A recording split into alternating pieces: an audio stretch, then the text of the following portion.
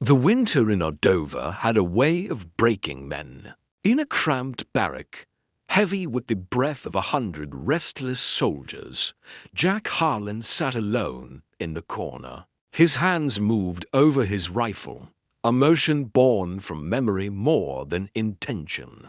Jack Harlan was a man forged in shadows long before the war ever found him.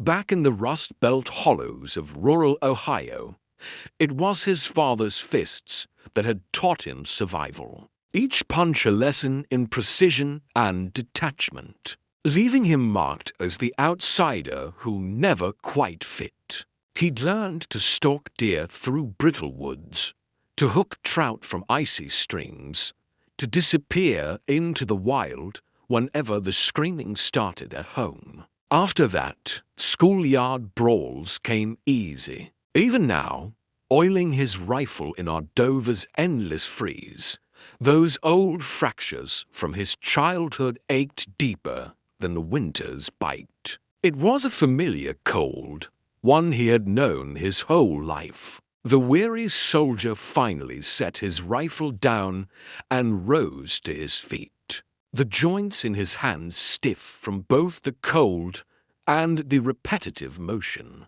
Beyond the frost-lined window, the world was completely colorless, just a vast expanse of white sky meeting white earth. The silence pressed in on him, as heavy as armor.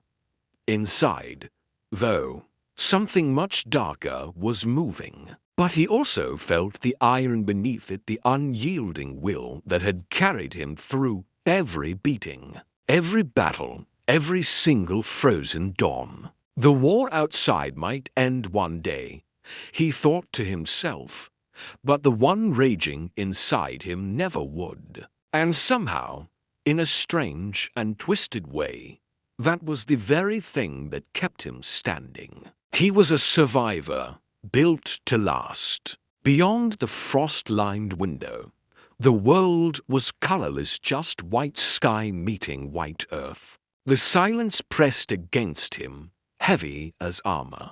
Inside, something darker moved, a war that had no front or ceasefire. He felt the void there, vast and restless, but also the iron beneath it, the will that had carried him through every beating, every battle, every frozen dawn. The war outside might end, he thought, but the one within him never would. And somehow, that was what kept him standing.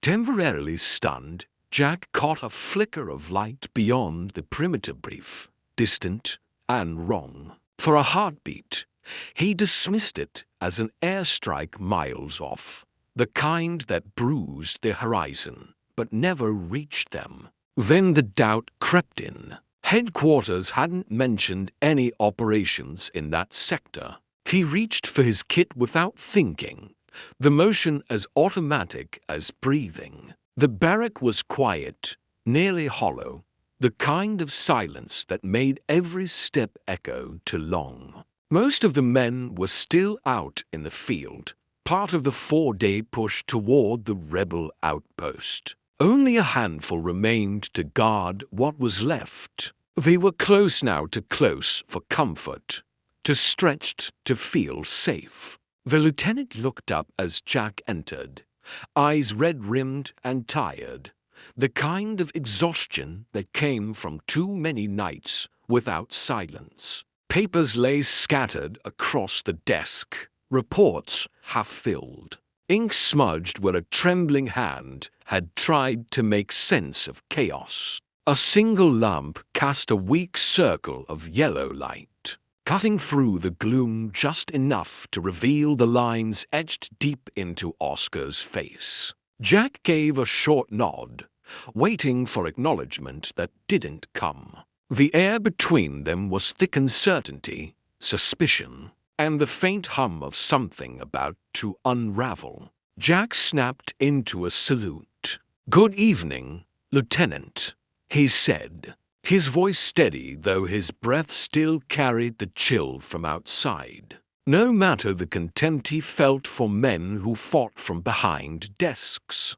Discipline came first. It was one of the few things that still tethered him to something human. He lowered his hand, eyes locked on Oscar. "Sir, I observed a bright detonation at bearing 180, 8 clicks north, just a few miles south of the Harati Mountains." The words hung in the stale air, punctuated only by the faint rattle of the wind against the old window panes. Oscar's gaze lifted slowly from the papers, his hand frozen mid-motion above a half-empty mug. For a moment, he just stared at Jack, as if weighing whether to believe him or ignore the report. Then, setting the mug down with a dull clink, he straightened. "No artillery's been authorized in that sector," he muttered, his voice rough from too many cigarettes and not enough rest.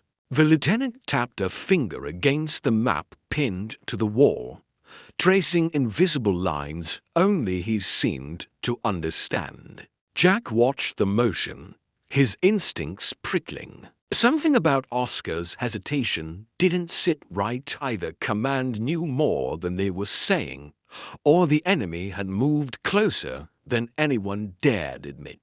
Jack watched the lieutenant's expression for a sign of concern, a twitch, a question.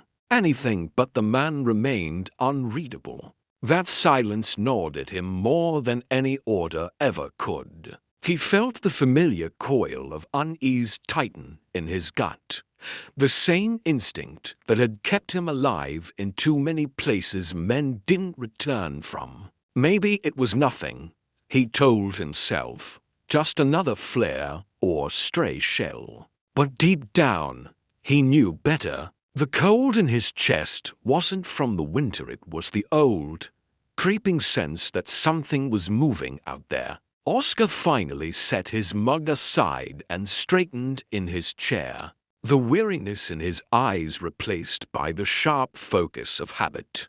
"All right, Harlan," he said, his tone clipped and procedural. "Reported through proper channels, then gear up." He reached for the field radio on the corner of the desk, already flipping through frequencies with quick, precise motions. Within moments, his voice fell into the practiced rhythm of command. Coordinates relayed. Patrol units alerted. Perimeter watch reinforced. The routine was cold, efficient, the kind of response drilled into every soldier until instinct took over. Yet even as Jack listened, he couldn't shake the thought that this time the protocol might not be enough. The alarm echoed through the compound, a single, sharp tone that carved through the winter silence like a blade. Within moments, the barracks stirred to life. Men who'd been half asleep moments before were on their feet, pulling on gear with mechanical precision. Boots slammed against the concrete floor. Buckles clinked. Rifles were checked and slung across shoulders. The air thickened with the smell of oil, sweat, and the faint metallic tang of adrenaline.